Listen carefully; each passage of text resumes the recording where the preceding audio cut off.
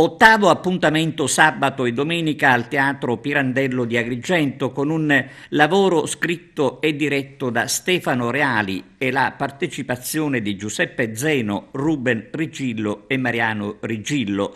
Shakespeare contro Cervantes, La Volpe e il Leone. Questo il titolo dell'allestimento che avrà come protagonista femminile Silvia Frenda, presentata da Gaetano Aronica come una delle attrici più brave e importanti del teatro Pirandello.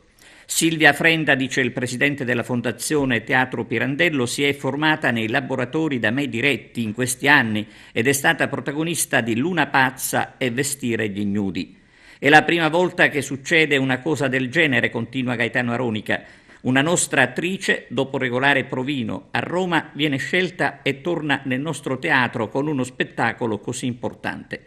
Rivolto agli appassionati, Gaetano Aronica dice: sarei felice di avervi a teatro per seguire questa straordinaria avventura che ci vede ancora una volta protagonisti e che ci emoziona perché conferma che i nostri investimenti sul territorio sono di altissima qualità e stanno formando artisti di alto livello. L'appuntamento è per domani sera alle 21 e domenica alle 17:30.